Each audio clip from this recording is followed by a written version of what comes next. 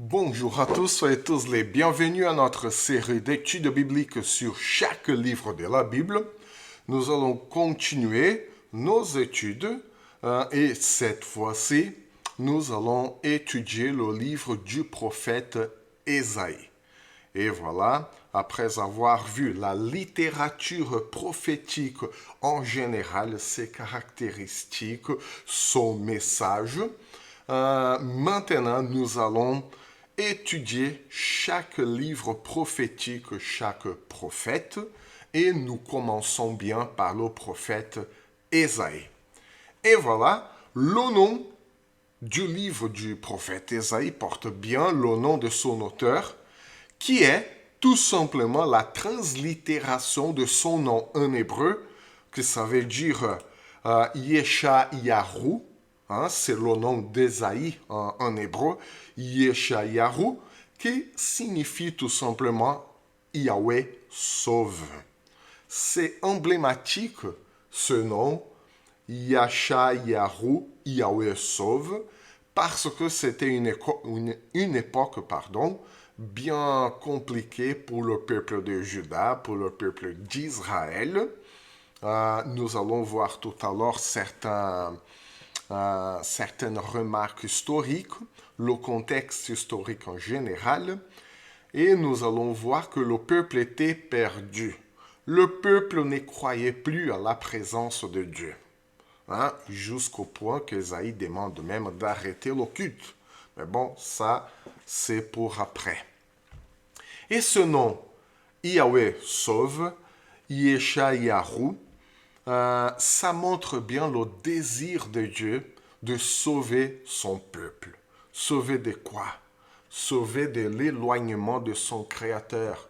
Sauver d'une existence tournée vers soi-même, parce qu'au bout d'un moment, on cherchait la politique justement pour faire face à d'autres nations, pour prouver sa valeur, pour essayer de dominer sur l'autre. Et voilà que le prophète Ésaïe, pendant 40 ans au moins, il a exercé son ministère pour montrer que Dieu sauve. Dieu est toujours présent au milieu de son peuple. Sa valeur pour nous, les chrétiens, est énorme parce que le Nouveau Testament aussi, déjà, le message du prophète Ésaïe est extraordinaire. Il couvre les trois moments du peuple d'Israël et après du peuple de Juda, c'est-à-dire avant l'exil babylonien, pendant l'exil babylonien et après l'exil babylonien. Nous allons voir la division littéraire du livre d'Ésaïe. Et au-delà de ça, le Nouveau Testament, il fait plus de 400 citations de son contenu. Donc, même les écrivains du Nouveau Testament l'appréciaient énormément, le contenu, le message du prophète Ésaïe. Et le message d'Ésaïe a été la principale voie prophétique, entre autres évidemment, mais la principale voie prophétique de dénonciation dans la seconde moitié du 8e siècle avant Jésus-Christ, c'est-à-dire entre 740 et 700 avant Jésus. Et pourquoi la voie prophétique de dénonciation? Parce que la prophétie, nous avons déjà vu ça dans notre étude de l'introduction de la littérature prophétique. La prophétie, c'est pas la divination de l'avenir, du futur, c'est tout simplement la compréhension profonde de la loi de Dieu, la compréhension profonde de l'époque où nous vivons et comment retourner, comment revenir vers la parole de Dieu. Et là, le prophète, et dans ce cas Ésaïe, voit bien la politique, l'économie, la société en général en Juda, parce qu'il a exercé son ministère en Juda, le royaume du Sud, et il voit que la société, le peuple est complètement détourné de la volonté de Dieu. Donc, en connaissant bien la loi de Dieu, il va avertir à tout le peuple de Juda, même le peuple d'Israël et les peuples aux alentours d'Israël aussi, pour leur dire qu'ils sont très loin des normes de Dieu pour son peuple et pour l'humanité. Et voilà, Ésaïe va dénoncer le péché. Si vous lisez les chapitres 1 à 5 du prophète Ésaïe, vous allez être vraiment étonné parce que là, Ésaïe décortique en détail, les péchés qui ont atteint toutes les sphères de la vie du peuple, sociale, économique, politique, spirituelle, morale, psychologique, ecclésiastique. Bon, ecclésiastique, on ne peut pas parler d'ecclésiastique dans le Nouveau Testament, mais la vie spirituelle, ou pourquoi pas la vie religieuse du peuple. Donc, voilà, Ésaïe, il fait vraiment un IRM de la vie du peuple, non seulement dans le point de vue spirituel, religieux, mais dans toutes les sphères de la vie du peuple. Et il dénonce, il n'a pas peur de dénoncer les péchés. Du coup, voilà la prophétie, la dénonciation des péchés, la déclaration, la proclamation de la parole de Dieu et comment revenir sur les chemins que Dieu nous a tracés. Ok? Voilà pourquoi on parle d'une voix prophétique de dénonciation liée au prophète Ésaïe. Le ministère d'Ésaïe, et là, je vais vous mettre notre tableau blanc, voilà. Le ministère d'Ésaïe commence dans l'année de la mort du roi Osias. Selon Ésaïe 6, et là, nous allons lire. Et là, vous avez tout le schéma chronologique du ministère du prophète Ésaïe. Il a été contemporain de Michée aussi. Nous allons voir qu'il a été le contemporain aussi d'Amos et Osée au royaume du Nord. Et Ésaïe, il couvre aussi le ministère de Michée, le ministère d'Osée et un tout petit peu du ministère d'Amos. Alors que Amos et Osée ont prophétisé au royaume du Nord, Ésaïe et Michée ont prophétisé au royaume du Sud, Juda. Donc, nous voyons là l'étendue du ministère d'Ésaïe. Bon, déjà, Ésaïe, chapitre 1er, et le premier verset, il est dit que prophétie d'Ésaïe, fils d'Amod, sur Juda et Jérusalem, au temps d'Osias, Jotham, Akas, Ézéchias, roi de Juda. Et sinon, dans le chapitre 6, là c'est l'appel d'Ésaïe et la mission d'Ésaïe. Il est écrit que l'année de la mort du roi Osias, je vis le Seigneur assis sur un trône très élevé et les pans de sa robe remplissaient le temple. Voilà que dans le chapitre 1er, nous avons l'étendue du ministère d'Ésaïe et dans le chapitre 6, le début du ministère d'Ésaïe. Ok? Donc voilà, ça couvre à peu près 40 ans. Voilà, on a déjà dit, Ésaïe était contemporain des prophètes Amos et Osée dans le royaume du Nord et Michée dans le royaume du Sud, Juda. Il y a une autre fonction du prophète Ésaïe qu'on ne parle pas souvent, mais c'est très important aussi. Hein, c'est une fonction très importante qui est décrite hein, dans le livre de 2 Chroniques, le chapitre 26 et le verset 22.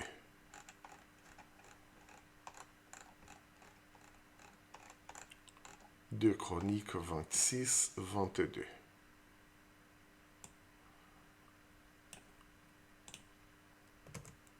Le reste des actions d'Ozias, le roi de Juda, lorsque Ésaïe a débuté son ministère, le reste des actions d'Ozias, les premières et les dernières, a été écrit par Ésaïe, fils d'Amoz, le prophète. Et donc, voilà que le prophète Ésaïe, il était aussi écrivain. Hein? Il était écrivain à la cour de Juda.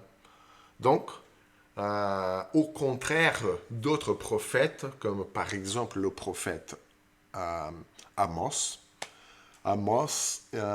il était dans l'élevage de bœufs. Du coup, il était un homme de la campagne. Et au nord, au royaume du nord, Israël. Alors que Ésaïe, à peu près dans la même période, hein, il était dans le royaume du sud, Juda, et il appartenait à la cour royale. Et à la cour royale, il avait la fonction d'écrivain. Et il écrivait, voilà, les premiers actes du roi Ozias. Hein? Donc, il avait cette fonction aussi de d'écrire l'histoire. Donc, Ésaïe, il était une sorte de prophète et historien. Il enregistrait les actes, il enregistrait l'histoire, il les archivait aussi. Donc, quelque part, Ésaïe n'était pas au milieu du peuple, et pourtant, voilà le grand courage d'Ésaïe. Même s'il appartenait à la cour royale, il n'a pas eu peur de dénoncer les erreurs des rois. Il n'a pas eu peur de dire que quelque chose n'allait pas. Que les rois d'Israël, que le peuple d'Israël, que le peuple de Juda, que les rois de Juda, parce qu'il en a vu 4, ils avaient tort, ils péchaient contre Dieu. Voilà que Ésaïe s'est pas vendu. Il n'a pas vendu sa conscience. Il a eu le courage de dénoncer, il a eu le courage de lire la loi de Dieu, d'expliquer et de dire à tout le monde, vous avez tort, arrêtez tout, arrêtez le culte, arrêtez les péchés. Bon, il suffit de lire le chapitre 1 à 5. Hein? Ne serait-ce que ces 5 chapitres nous montrent déjà le courage du prophète Ésaïe. Et une tradition très ancienne dit qu'Ésaïe aussi, il est passé par le règne de Manassé. Hein? Au tout début du règne de Manassé, hein, il a vu aussi le début du règne de Manassé, et la tradition dit que le roi Manassé n'a pas aimé ce que Ésaïe disait, et il se fait martyriser sur le règne du roi Manassé. Donc, cette tradition est racontée dans le livre apocryphe qui s'appelle Assomption d'Ésaïe. Et nous allons lire cet extrait. Hein? Voilà. Nous avons là Ésaïe, scribe à la cour de Juda, selon le texte qu'on vient de lire, et selon la tradition, Ésaïe a été scié au milieu pendant le règne de Manassé. Et là, je vous ai mis cet extrait du livre apocryphe qui s'appelle l'Assomption d'Ésaïe. Et donc, il est dit, à cause de ces visions, Bélial, c'est un démon dans la tradition juive et dans la tradition de l'Ancien Testament aussi. Bélial fut irrité contre Ésaïe et s'étant installé dans le cœur de Manassé, ce dernier fit scier Ésaïe au moyen d'une scie à bois. Donc voilà que la tradition dit que le démon Bélial s'est emparé du roi Manassé et Manassé fait scier au milieu Ésaïe. Voilà. Au moyen d'une scie à bois. Hein? Donc c'était vraiment atroce. Tandis qu'on sciait Ésaïe, Béchira, son accusateur, se tenait debout. Tous les faux prophètes étaient debout, riant et se gaussant d'Ésaïe. Bélial et Mécambécous, c'est un autre démon, se tenaient devant Ésaïe, riant et ricanant. Béchira dit à Ésaïe, dis, j'ai menti, tout en ce que j'ai annoncé, les voies de Manassé sont bonnes et droites. Voilà que la tradition raconte qu'il y avait plus qu'un lobby. Hein, il voulait, certaines personnes de la cour royale voulaient que Ésaïe se demande pardon et qu'il affirme qu'il avait menti. Donc, voilà combien l'orgueil humain, combien le péché humain peut s'emparer, hein, pour justement avoir le contrôle, le pouvoir. Hein. Donc, les voix de Béchira et de ses partisans sont bonnes.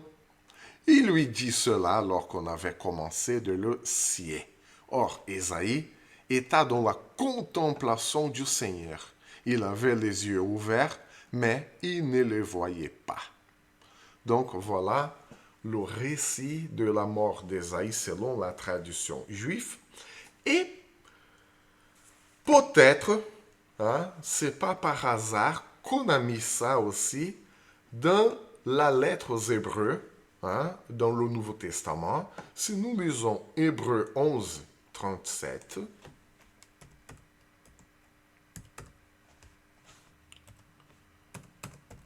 Hébreux 11, 37. Nous allons voir quelque chose de très intéressant. Voilà, c'est la galerie des héros de la foi, hein, Hébreux chapitre 11. Hein. On commence à partir du 35. Hein. Des femmes recouvrèrent leur mort par la résurrection, d'autres furent livrées au tourment et n'acceptèrent point de délivrance afin d'obtenir une meilleure résurrection. D'autres subirent les moqueries et le fouet, voilà, les moqueries, hein, le fouet, les chaînes et la prison. Ils furent lapidés, ils furent sciés, comme Ésaïe, ils furent torturés, ils moururent tués par l'épée, et ils allèrent ça et là vêtus de peaux de brebis et de peaux de chèvre, dénués de tout, persécutés, maltraités. Voilà que l'épître aux Hébreux montre bien qu'il y a eu ceux qui ont été sciés. Donc, peut-être que l'écrivain de l'épître aux Hébreux connaissait cette tradition, et peut-être que c'est beaucoup plus qu'une tradition. Hein. Ésaïe a été scié pendant le règne de Manassé, qui n'a pas du tout aimé ce qu'il disait. Donc, et là, on va rentrer maintenant dans la période historique. Qu'est-ce qui s'est passé en fait à cette époque-là? Et là, je vous ai mis cette carte.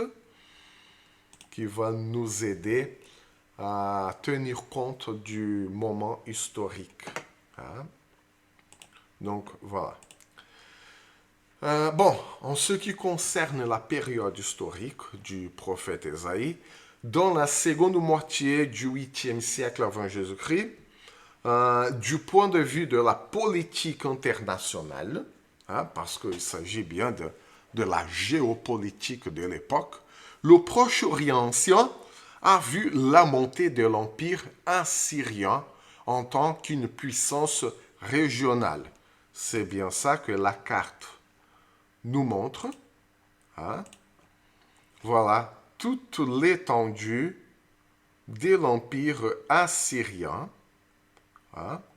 Et l'Empire assyrien, le siège, la capitale, elle était dans cette région-là, hein, entre Ninive et Assur. Hein, Assur, voilà, entre Assur et Ninive. Là, c'est bien la capitale, l'étendue proche, et toute l'étendue, même où il était Babylone, parce qu'à cette époque-là, Babylone n'était pas encore une puissance mondiale, et l'Empire assyrien a pris possession de tout ça.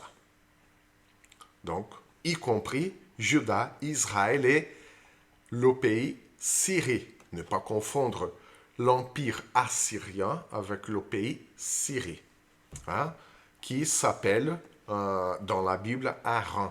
Mais Aram, c'est la Syrie, le pays Syrie même aujourd'hui.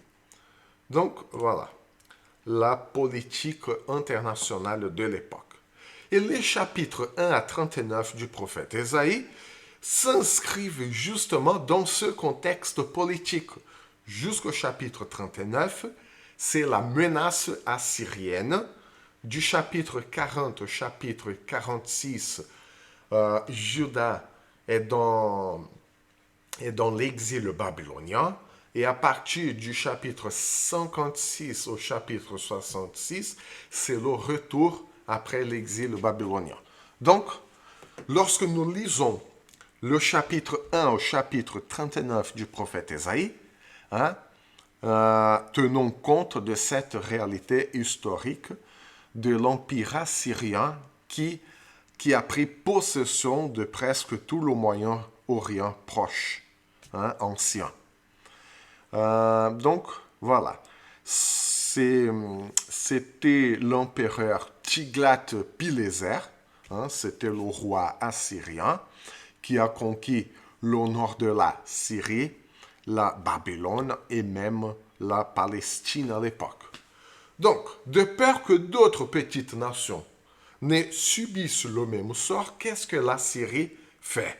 Elle va exiger le paiement d'un tribut, des impôts, pour toutes ces nations qui ont été conquises. Donc, parmi ces nations menacées, se trouvaient justement Israël et Juda, hein, qui à cette époque, hein, le royaume du Nord, Israël, s'était gouverné par Menahem, hein, selon 2 Rois chapitre 15 et 19, et Juda était gouverné par le roi Osias. C'était justement le début du ministère du prophète Ésaïe. Hein? Donc, dans certaines Bibles, c'est le roi Osias ou sinon Azaria. C'est le même roi. Ça dépend de la traduction. Donc, voilà. Et juste un petit résumé. Hein? Je vous ai mis ça. Voilà que Israël, en bleu là, le royaume du Nord Israël, a eu la bonne idée avec la Syrie, hein, le royaume d'Aram, hein, en vert. Il voulait faire face à l'empire assyrien. Hein. Ils n'ont pas aimé de payer des tributs, des impôts à la Syrie, alors que Aram et Israël vont s'unir contre tout l'empire assyrien. Là, c'est presque une folie. Hein? Et tous les deux vont demander à Juda, hein, en rose, de les rejoindre pour former une sorte de coalition, hein, pour résister contre l'Empire assyrien.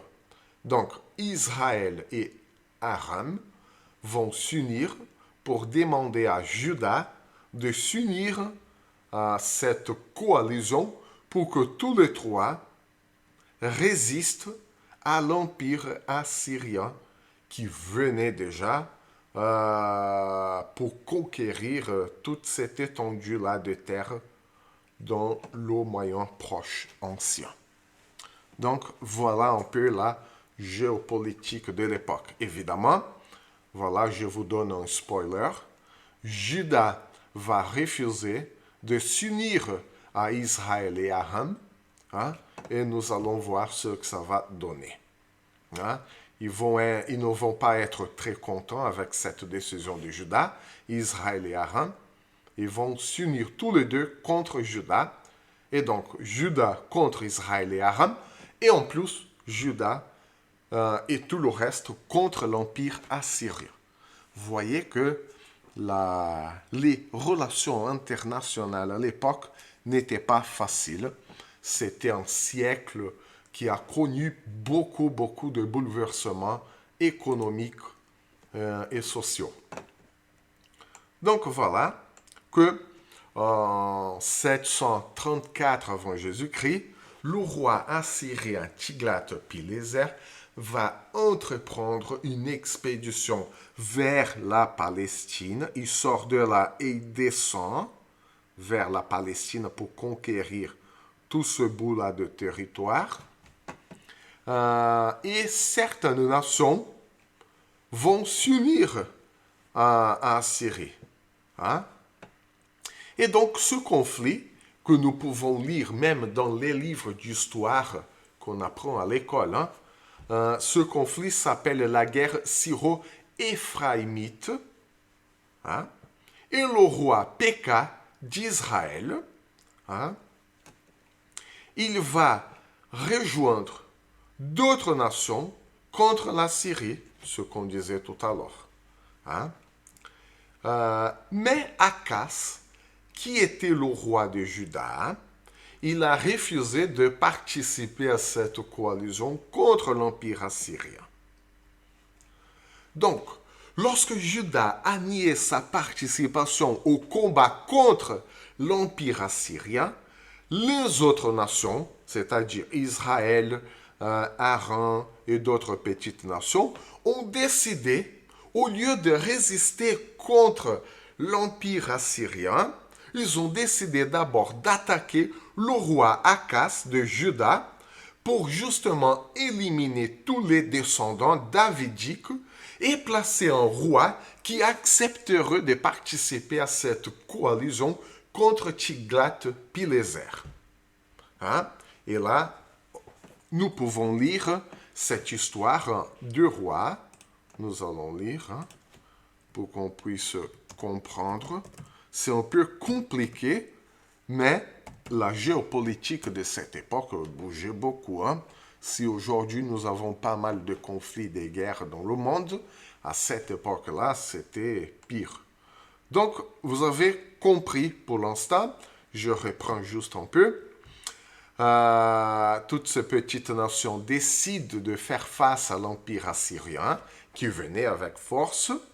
Israël et Aram vont venir vers Juda pour lui demander de l'aide pour former une coalition contre l'Empire assyrien. Le roi de Juda à l'époque va refuser de faire partie de cette coalition et Israël et Aram vont attaquer Juda pour éliminer tous les descendants davidiques pour mettre un nouveau roi qui accepterait de rejoindre cette coalition contre l'Empire assyrien. Donc voilà, une guerre pour faire la guerre. Voilà, c'est vraiment de la folie à cette époque-là. Donc 2 Rois 15, à partir du verset 37, On ne va pas lire tout le récit, évidemment, mais juste pour avoir une idée. Dans ce temps-là, l'Éternel commença à envoyer contre Juda Rétzin, roi de Syrie, et Péka, fils de Rémalia. Donc, voilà que le roi de Syrie, c'est pas la Syrie, mais le roi de Syrie ou Aram, selon notre carte, et Péka, fils de Rémalia. Hein? Donc, Aram et Israël vont s'unir tous les deux contre Juda. Jotham se coucha avec ses pères et fut enterré avec les pères dans la ville de David, son père. Et voilà, Akas, son fils, régna à sa place. Donc c'est bien le roi Akas qui est resté avec cette bombe pour désamorcer. Comment est-ce qu'il va se débrouiller? Et le chapitre 16 de 2 Rois commence à la 17e année de Péka, fils de Rémalia, Akas, fils de Jotham, roi de Juda, régna. Sinon, voilà, dans le verset 5, hein, on reprend l'histoire. Alors, Rétzin, roi de Syrie, et Péka, fils de Rémalia, roi d'Israël, montèrent contre Jérusalem pour l'attaquer. Ils assiégèrent Akas, mais ils ne purent pas le vaincre.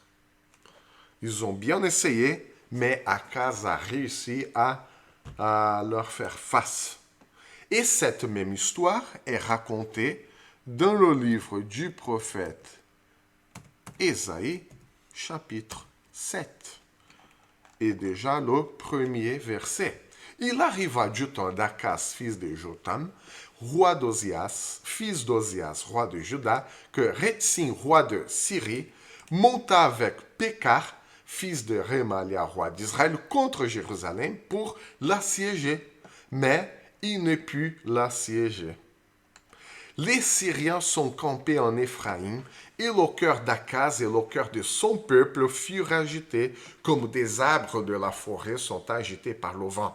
Donc, lorsque Akaz a vu que le roi de Syrie et Péka, roi de Juda, venaient pour l'assiéger, il a eu peur. Il tremblait comme les arbres de la forêt. Alors l'Éternel dit à Ésaïe, va à la rencontre d'Akas, toi et Shear, Jashub, ton fils, vers l'extrémité de l'aqueduc de l'étang supérieur, sur la route du champ d'Ouffoulon. C'est bien précis. Voilà un ordre précis de Dieu à Ésaïe. Et dis-lui, sois tranquille, n'écrains rien, et que ton cœur ne s'alarme pas, devant les deux bouts de son fumant, devant la colère de Rétzin de la Syrie et du fils de Rémalia, roi de la Syrie, de ce que la Syrie médite du mal contre toi, de ce qu'Éphraïm, c'est le nom poétique du royaume du Nord, Israël. Hein? C'est pour ça que le conflit s'appelle syro-éphraïmite, c'est-à-dire que le pays Syrie s'est uni avec Israël, c'est-à-dire Éphraïm, contre Juda. Voilà le conflit syro-éphraïmite. Hein? De ce qu'Éphraïm et le fils de Rémalia disent, montons contre Juda, assiégeons la ville et battons-la en brèche, et proclamons-y pour le roi, fils de Tabéel. Ainsi parle le Seigneur l'Éternel, cela n'arrivera pas, cela n'aura pas lieu. Car Damas est la tête de la Syrie et Rétzin est la tête de Damas. Encore 65 ans, Éphraïm ne sera plus un peuple. C'est-à-dire que d'ici 65 ans, l'Empire assyrien va prendre possession du royaume du Nord, va prendre possession de la Syrie et ils seront anéantis. Hein? Et voilà, c'est Dieu qui le déclare. Et Dieu, par la bouche d'Ésaïe, il prophétise, il proclame, hein, le prophète proclame que Juda sera épargné de la Syrie et d'Israël. Hein. Et voilà, juste après, hein, c'est la naissance d'Emmanuel. Hein, voilà que la prophétie d'Emmanuel, la prophétie qu'Ésaïe donne, hein, au roi, elle parle justement de la délivrance du roi de Juda, hein, du siège d'Israël et de la Syrie. Hein. Les deux nations se sont unies contre Juda, et pour prouver que Dieu va protéger le royaume de Juda, même si le roi Akaz tremblait comme des arbres, hein, le prophète annonce que Dieu va délivrer Juda de cette menace. Et pour montrer, pour donner un signe de la délivrance, voilà, à partir du verset 10 du chapitre 7, Dieu dit, l'Éternel parla de nouveau à Akaz et lui dit, demande en ta faveur un signe à l'Éternel ton Dieu, demande-le, soit dans les lieux bas, soit dans les lieux élevés. Akaz répondit, je ne demanderai rien, je ne tenterai pas l'Éternel. C'est-à-dire que là, Akaz, il montre une fausse spiritualité. Tu vois, il ne croyait pas du tout, mais puisque Ésaïe lui demande de demander un signe à l'Éternel, il dit, non, mais qui suis-je pour demander quelque chose à Dieu? Mais dans son cœur, il ne croyait pas. Dans son cœur, il avait toujours peur. Alors, Ésaïe, il est un peu irrité et il dit, Ésaïe dit alors, écoutez donc, maison de David, est-ce trop peu pour vous de lasser la patience des hommes, que vous lassiez encore celle de mon Dieu? Ésaïe, comme pour dire, comme s'il disait au roi, alors roi, pourquoi tu doutes de demander quelque chose à l'Éternel? Hein? C'est pourquoi le Seigneur, même si tu n'as pas demandé, si tu n'as rien demandé, c'est pourquoi le Seigneur lui-même vous donnera un signe. Voici la jeune fille deviendra enceinte et elle enfantera un fils et elle lui donnera le nom d'Emmanuel. Il mangera de la crème et du miel jusqu'à ce qu'il sache rejeter le mal et choisir le bien. Mais avant que l'enfant sache rejeter le mal et choisir le bien, le pays dont tu crains les deux rois sera abandonné. Et voilà que la prophétie d'Emmanuel, hein, dans un premier moment, ne parle pas de Jésus lui-même. Hein, cette prophétie parle de la délivrance de Dieu, de la menace d'Israël et la Syrie, contre Juda, qui n'a pas voulu se rejoindre à eux, contre l'empire assyrien. Et le roi Akaz refuse de demander à Dieu un signe, ce qui prouve qu'il ne croyait plus en Dieu.